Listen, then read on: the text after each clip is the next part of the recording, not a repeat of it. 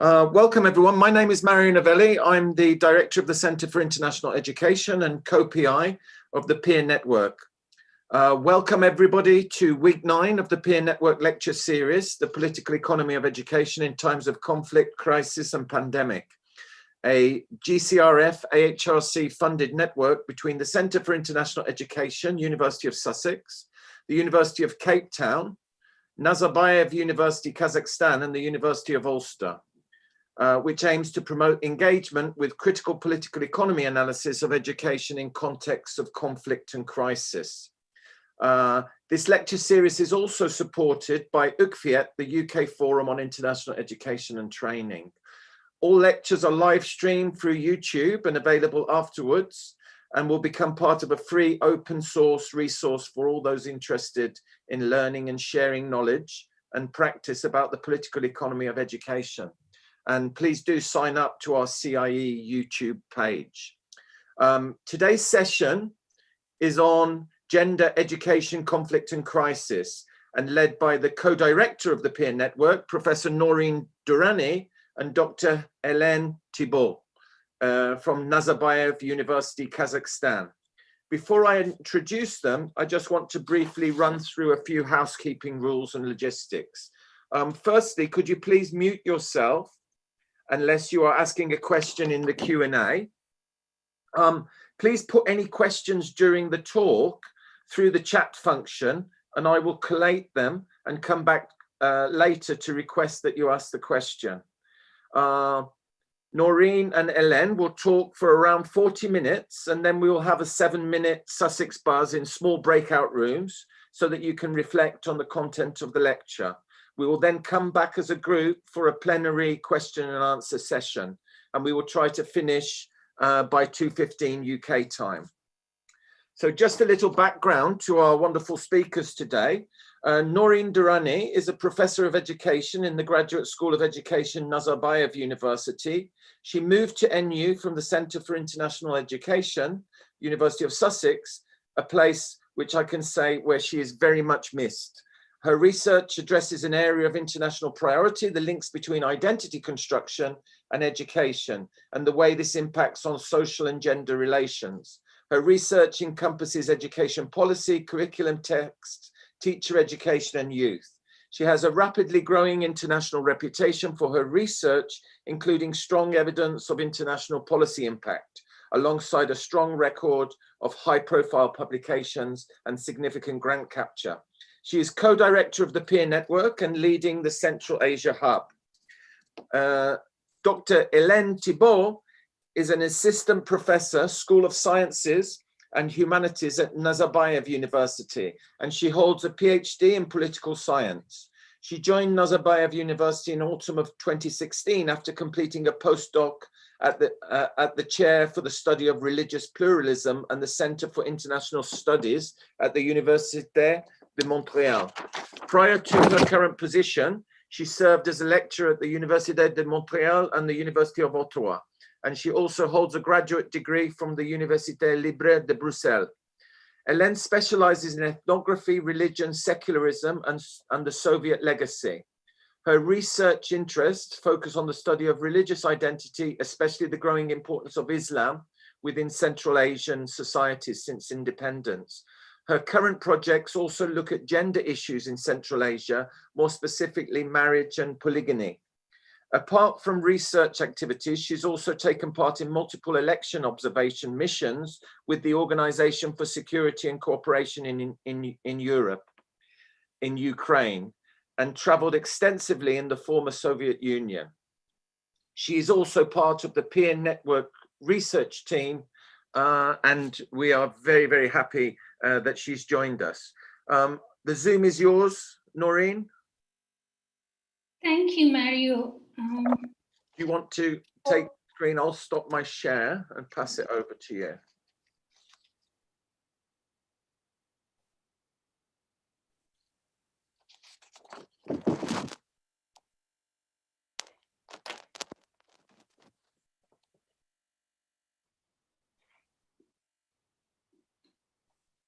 Thank you, Mario, very much for your kind introduction. It's a pleasure that I will be seeing my Sussex colleagues again today. Thanks to the audience for joining us. So as Mario mentioned, today we are focusing on the relationship between gender, education, and conflict, and reflect a bit on gender dynamics during the current pandemic as well. We have divided our talk in two parts. So I will first look at the relationship between education, gender, and conflict. And then later, Ellen will look at the relationship between gender and society, focusing on Central Asia. This division of talk reflects our respective backgrounds. Here I want to acknowledge my collaborators, the joint work that I have done with them. I'm largely drawing on that theoretical work taken together with my Sussex colleagues, Professor Marit Dunn, Dr. Barbara Krosua, Dr. Kathleen Fincham, and in Pakistan, Dr. Anjum Halai. So I have put on this map for you just in case you don't know where we are located. So here we are in Nur Sultan, formerly called Kazakhstan. This region is comprised of 5 countries: Kazakhstan, Kyrgyzstan, Tajikistan, Uzbekistan, and Turkmenistan. All 5 countries are new nation states emerging in the aftermath of the collapse of Soviet Union in 1991. All countries have predominantly Muslim citizenry and a secular constitution, although the way Islam is practiced in local contexts vary within and across these countries. The region is home to around 71 million population, and it's a landlocked region, so some very common characteristics. Later, Ellen will share with you some gender statistics of the region, but at this point, it is good to look at some gender segregated data of the region in education. Building on the Soviet legacy, the region as a whole has done very well in making education accessible to all, schooling accessible to all.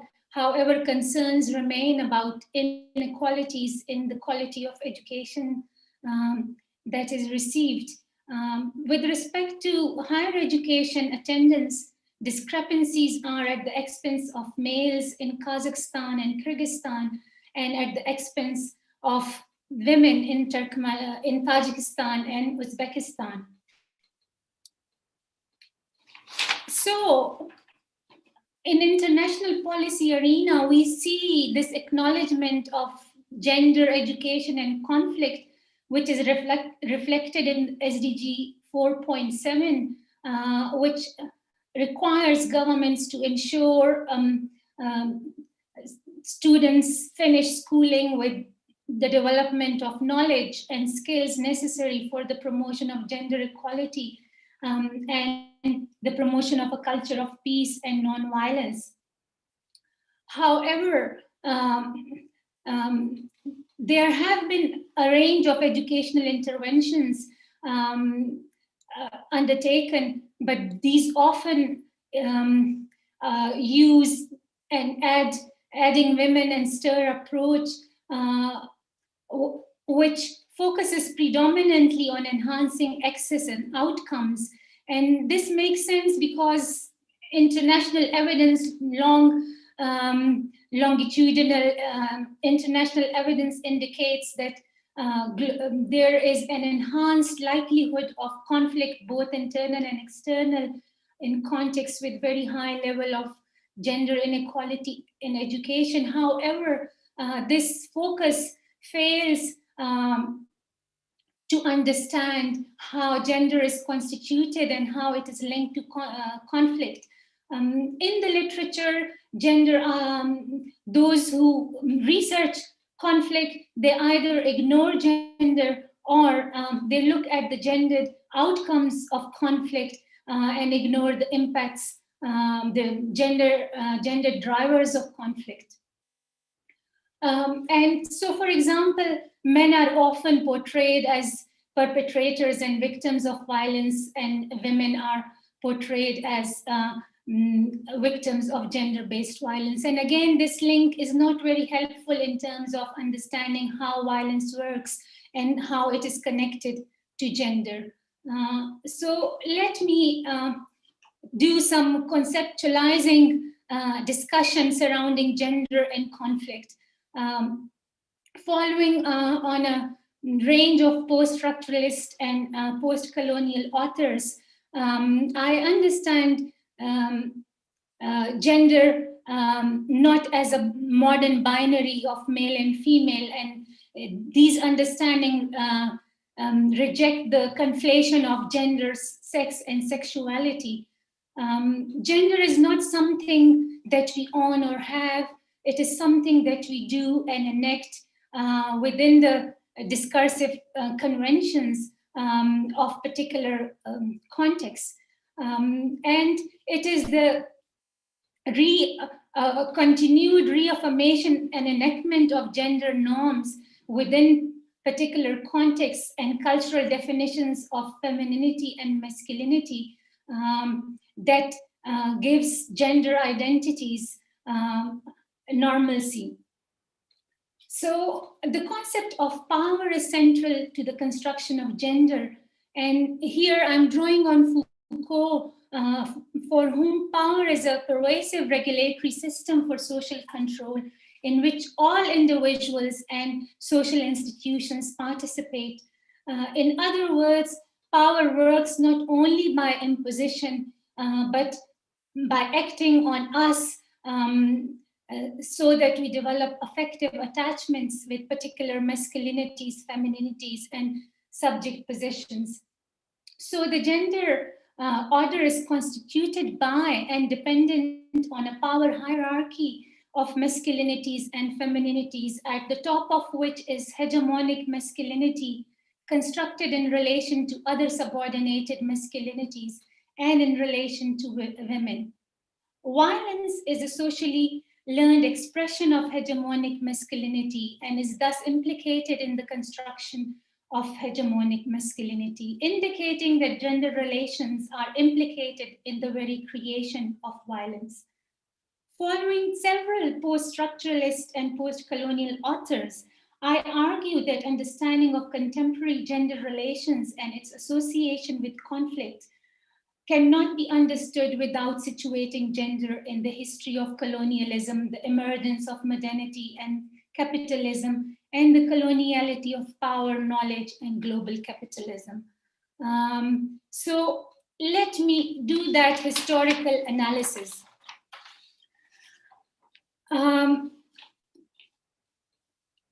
So the colonial state was created through the deployment of a range of violent forms, symbolic violence, discursive violence, as well as physical violence.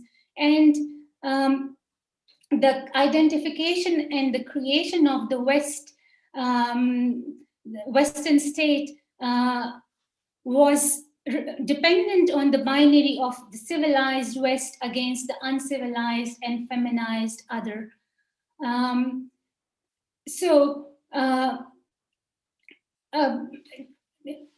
These colonial societies had diverse gender regimes. However, they were transformed by colonial regimes through the deployment of force. However, post-colonial authors also argue that gender cannot be understood without looking at its intersection with race. So, for example, Luane contends that colonialism imposed different arrangements for colonized males and females than for white bourgeois women. While white bourgeois women were framed as fragile, sexually passive, weak in body and mind, and were associated with the private sphere. Colonized women were sexually marked as feminine. However, they were not accorded the privileges that were given to white women. The rape of colonized women coexisted alongside heterosexual understanding of gender relations, and it also global Eurocentric capitalism and the heterosexual domination of white women. So, discursive power was also utilized by mobilizing the symbol of the oppressed native woman, which rationalized colonial interventions. For example, in the context of British India, and the oppression of Indian women or other colonized women, they were attributed to tradition and culture. So tradition and culture had to be eliminated. The domestic slavery of the Indian woman was contrasted with the liberties enjoyed by the educated British woman.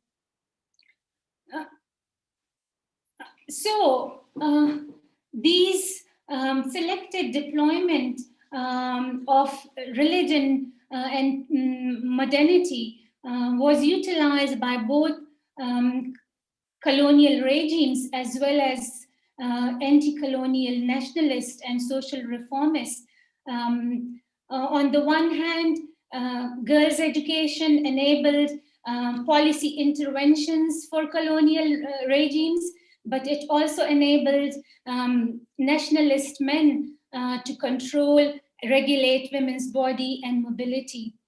So, for example, the British, the Bishop of Calcutta is quoted to be justifying girls' education on the basis of political, social, and cultural grounds. These Indian girls were framed as nurses to cure the fanaticism of Muslims and the superstition of Hindus. Taking up Spivak, Dunn et al. Argue that the symbolic significance of gender to national imaginary leaves post-colonial women under double surveillance. Externally, they need to be rescued from their men, and internally, they are regulated and are under surveillance by both men and women through intersecting kinship, religion, and national norms. Moving now to violence and the relationship of schools. Schools, though, it's a widely held conception that schools are equated with women's empowerment. However, evidence from across the global north and the global south indicate that schools sanction and perpetuate violence and privilege the traditionally masculine structures, forms of identifications, and gendered teacher practices and pedagogy. For example, the implicit curriculum, such as disciplinary regime, they target more specifically boys from disadvantaged backgrounds, economically disadvantaged backgrounds, and those from ethnic minorities, because they are seen as more violent. On the other hand, girls who are non-disruptive, they can be simply ignored, or those who are aggressive can be punished more severely, or girls and boys are punished in different ways. In schools, girls and boys who fail to perform desirable and idealized femininities and masculinities, they are excluded and are often a victim of harassment by peers, and schools often ignore that. textbook discourse, they often privilege hegemonic masculinity, particularly through the selection of historical episodes, the portrayal of national icons. The valorized national icons are often male who are not afraid of dominating and overpowering others. In that sense,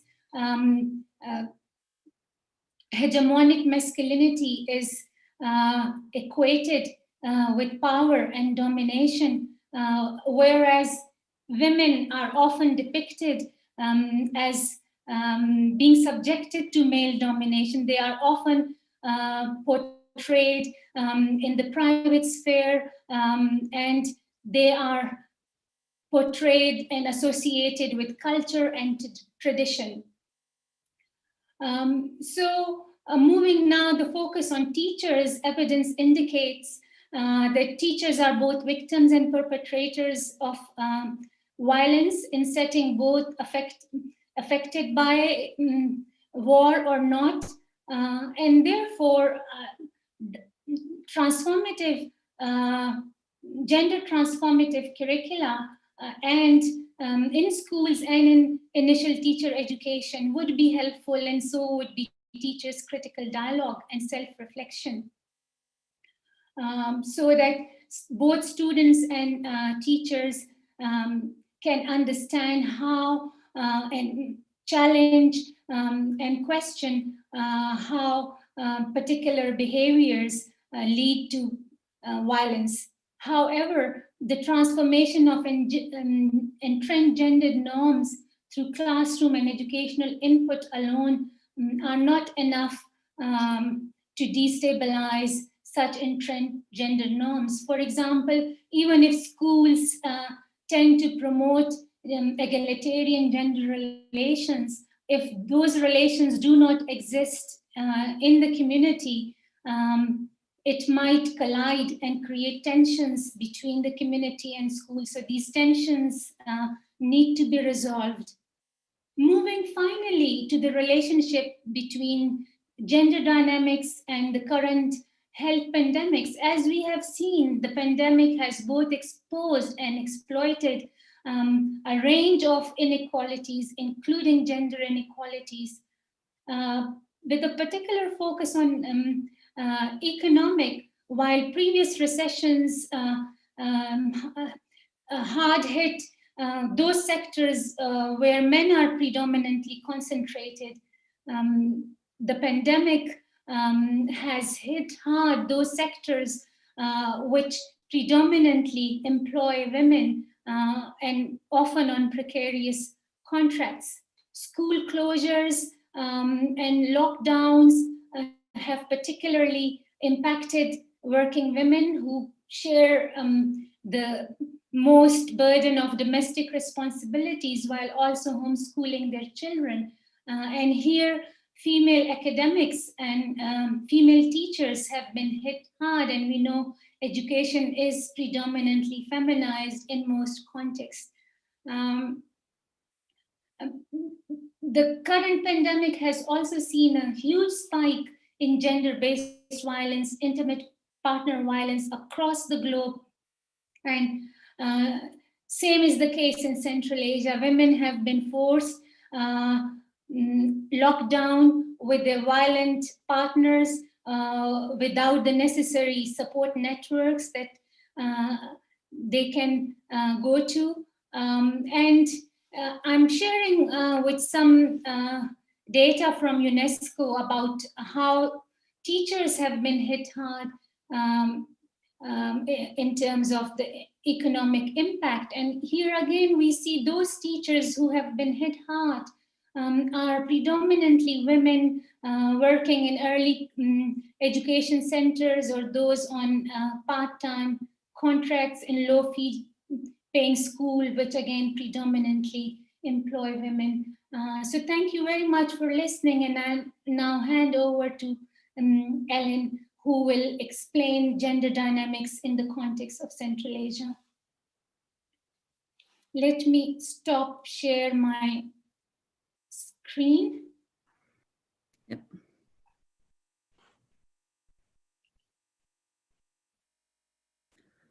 Okay, I believe I can share mine now. So I'll do this and then, all right. So, all right. Thank you everybody for being here today. So I'll move on based on what Noreen has mentioned. I wanted to start specifically with the connection between gender and colonization. Because I think Central Asia has a very particular colonial experience because the same region has been colonized twice by the same country, but with two different political regimes. So it starts with the Russian expansion in Central Asia in the 18th and 19th century.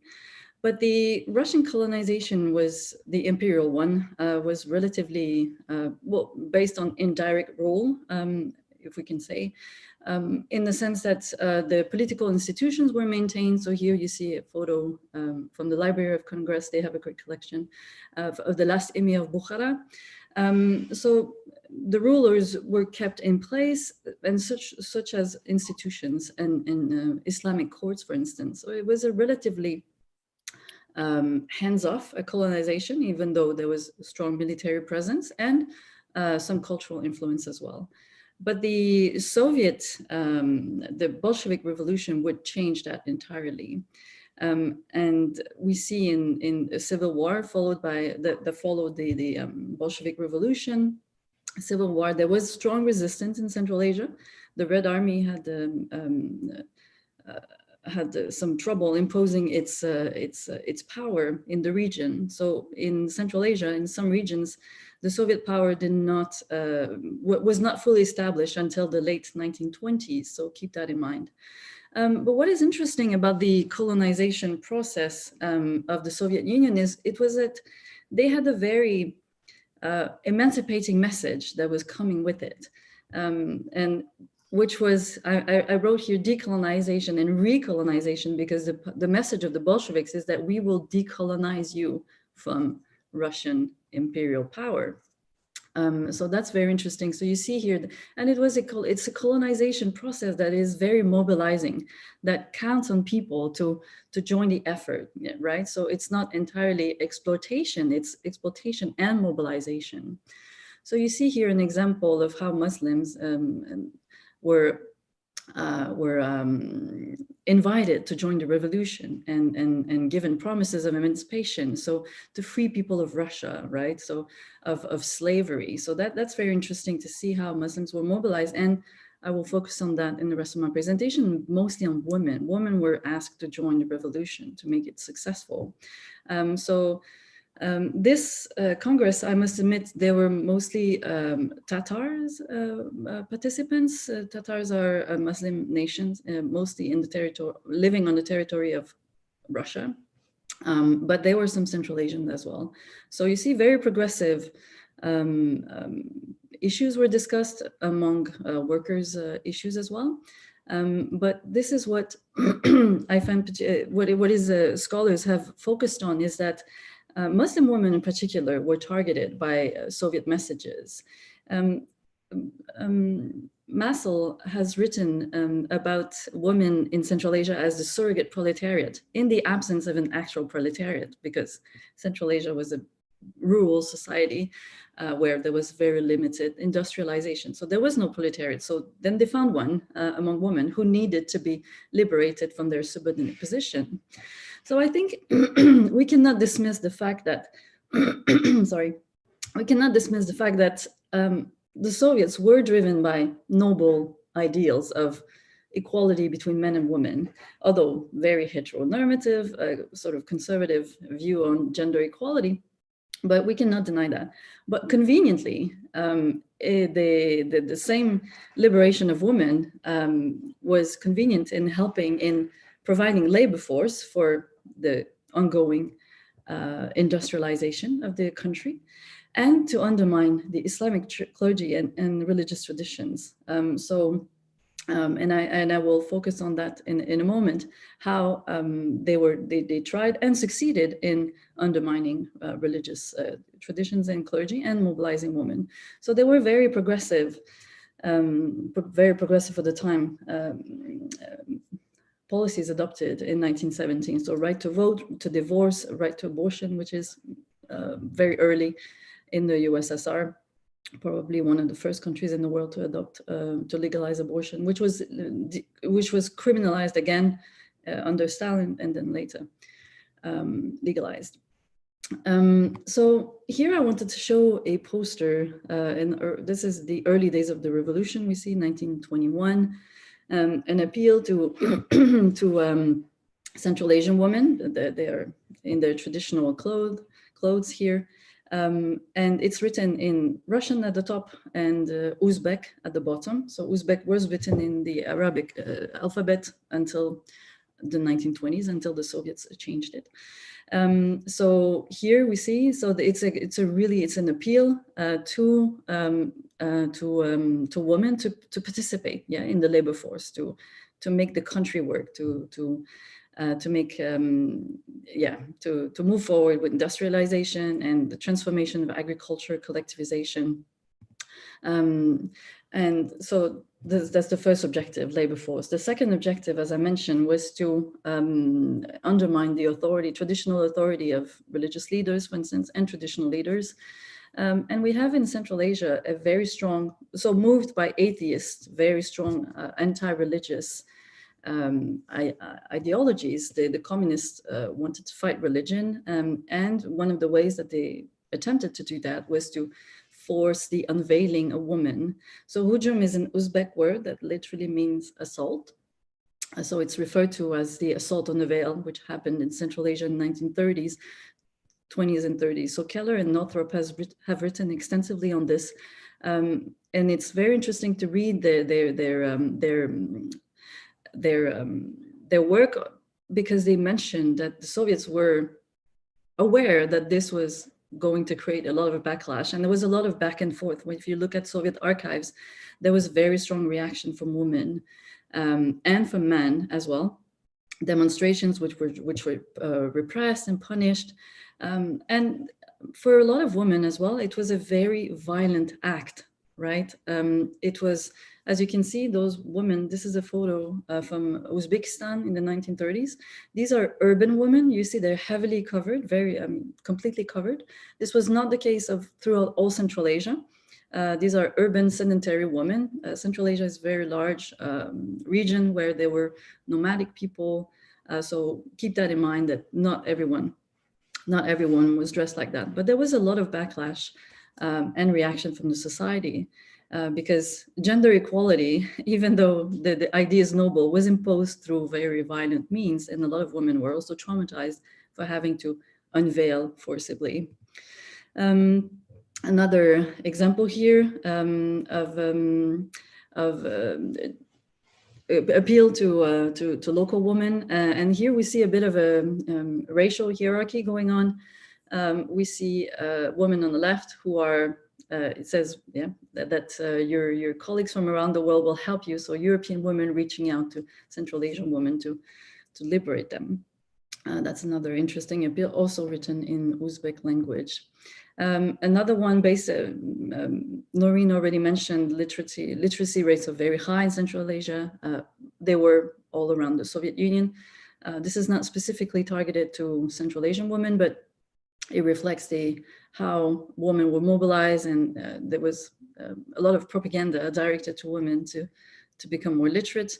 This one also not very specific to Central Asian women, but I like how it shows that how women are portrayed as very strong and very powerful. And this is an image that has changed a lot nowadays.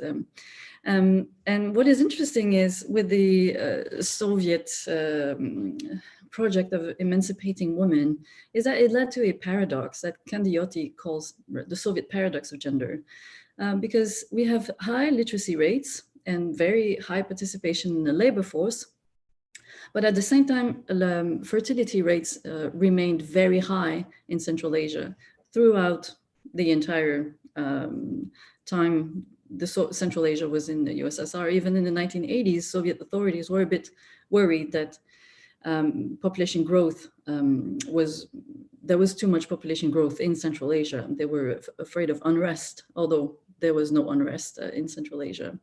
The unrest came from the European regions of the USSR, right, and the Baltic states. And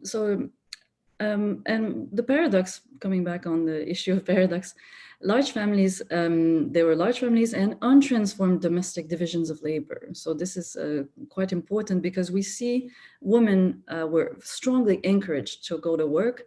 And actually in the Soviet Union, you were a bit unpatriotic if you would not work, if you were not working.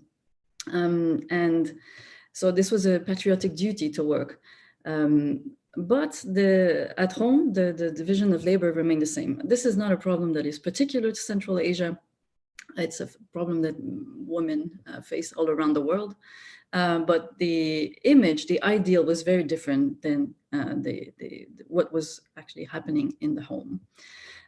So moving on to the contemporary gender order of Central Asia. So we see the Soviet legacy, Noreen already mentioned, is clearly visible. Here you see the Human Development Index ranks you see very strong discrepancies between Kazakhstan and the other countries of Central Asia. Kazakhstan is an oil-rich country that is economically more developed. But what I find interesting is that there's usually a strong correlation between the Human Development Index and the Gender Inequality Index that we see here on the right. And Kyrgyzstan Kyrgyzstan's scores is relatively low. So the lower the number, the worse the score is. But you see it's doing it, if you take the example of Tajikistan, its gender inequality index, we can criticize what it means exactly, the legitimacy of those scores, but it gives an indicators because I added here countries that Mexico and Algeria, which are economically more developed than most Central Asian countries, and their gender inequality scores are relatively low. So that's very interesting to contrast them. The same for women in politics and the labor force. I added Canada, a country I know well. And the scores of percentage of women in parliament is fairly similar almost everywhere. But the difference is that very few women hold executive positions, and parliaments in Central Asia do not hold a lot of power. The power is at the level of the executive. And the percentage in the labor force is very high, as you can see. And this remains today a legacy of the USSR. But there are a lot of processes happening simultaneously that influence the understanding of gender and gender roles in Central Asia. You have the economic collapse after independence, which I think a lot of people tend to ignore or neglect. So we're talking about the more or less destruction of their entire economy, which was planned economy from Moscow. So very difficult to readjust the economic system and to enter the global market in the 1990s. The world was already globalizing. So very difficult economic situation, which was aggravated in Tajikistan because of the civil war, which took place between 92 and 97. The other countries remained fairly stable considering the very heavy economic political pressure they were under. And then we have the process of decolonization again and desovietization, which is done through the promotion of national traditions, rediscovery of national traditions and religion, Islamization, which tends to have a negative connotation, which I don't want to convey here. This is, as Mario mentioned in introduction, part of my work is focuses on religious dynamics in Central Asia. So there is a limited Islamization, but there's surely more and more people practicing religion than before. And then we have finally the process of globalization, which every country is subjected to, which also challenges a lot of the gender gender order in Central Asia. So I want to focus a little bit on nation building. That a lot of the nationalist discourses to re-emphasize national traditions which were suppressed or could not be expressed, language, among other things, and traditions. A lot of the respect for those traditions is put on the shoulders of women. So a lot of the national discourses instrumentalize women, particularly in putting them at the center of traditions and traditional life. And they're responsible for the upbringing of children. There's actually a law in Tajikistan that is called the Law on the Upbringing of Children, and the importance for parents, and mostly women, to raise patriotic children. And this is done to counter both Western and Islamic influences. As Noreen mentioned, these countries are fiercely secular, my emphasis, fiercely.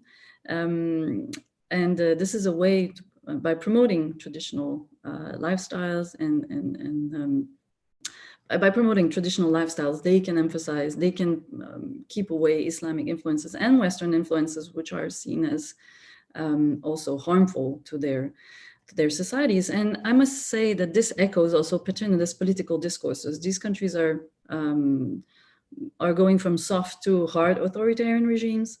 And the figure of the paternalist figure of the leader is often, very often emphasized, and those nationalist discourses reflect that. Just want to mention, show here the contrast between, as I mentioned, that the gender order has completely shifted. Completely might be too much of a strong word, but we see here the difference between March 8th, the International Day of Women. So it was called in the Soviet times the Day of Emancipation of Women. And now this is a postcard, not an official one, not a state-sponsored postcard, but you see the difference between the very strong woman here on the left and the pretty soft woman celebrating spring tenderness and beauty on March 8th. So there's a lot, as I mentioned, of promoting national traditions in order to keep Islamic and Western influences. So these posters are very revealing of that. They were put up in Kyrgyzstan in 2014, I think.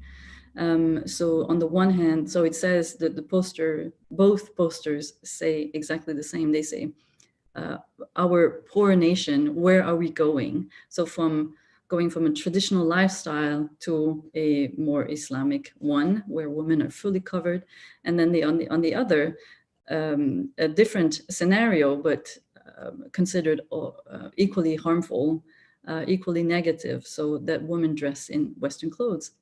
So there is a lot of control over women's dress, and this is an example from Tajikistan. It's a dress code that was released, an official one, released by the Ministry of Culture in 2018. This book has 300 pages. So you have dresses for all occasions, for all ages. Here we see Western clothes are shown, but they are modest. So the book also mentions that mini skirts and high heels should be avoided. So modesty is always emphasized, and traditions as well. We have, this is a picture from Kazakhstan in the center of the city, a new form of vigilantes called Uyatman. Uyat in Kazakh means shame. So this Uyatman is some kind of shame patrol vigilante. And he made this action in 2 years ago, I think, maybe 3-4 years ago.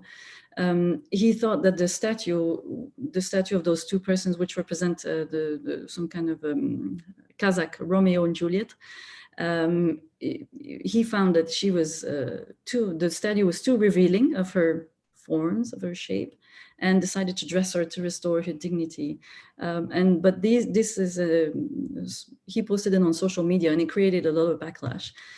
This is somehow a funny example, but it actually happens in real life, where women are shamed for their clothes in Kazakhstan and Kyrgyzstan, and shamed for their poor behavior. Finally, I wanted to talk about two other aspects of gender order, which are changing rapidly in Central Asia. The issue of polygyny, which is my current research focuses on, which is happening parallel to Islamization, but I would say that this phenomenon is not a religious one. It's superposed with local traditions, which are pre-Islamic, and strongly connected to the economic situation and the vulnerable situation in which a lot of women find themselves. In Kazakhstan specifically, in Tajikistan, heavily connected to labor migration. A lot of men moved to Russia pre-COVID. They were doing it, moving to Russia, and perhaps not coming back. So a lot of women found themselves being single with kids. But at the same time, I think what those dynamics teach us is that a lot of women who find themselves in becoming second wives sometimes also do it because they can escape family obligations. So in Central Asia, there's a very strong tradition of the daughter-in-law called Kelin, who takes care of the family. So she keeps, when a woman marries, she moves to the family of her husband, and she keeps everyone fed and happy, and the house clean. So there's a lot of pressure on young women, and I'm becoming a second wife, you escape that.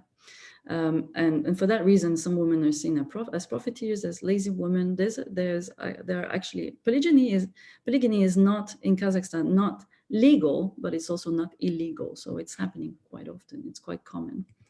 Finally, I wanted to talk about gender-based violence, which is a serious problem throughout the region.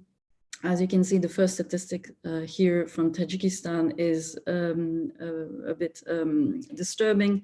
So there's a very high tolerance for domestic abuse among men and women as well. These are numbers from 2016.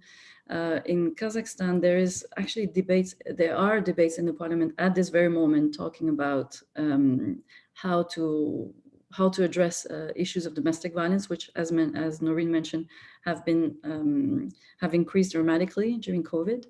And so this is quite problematic because the criminal code is very lenient towards abusers.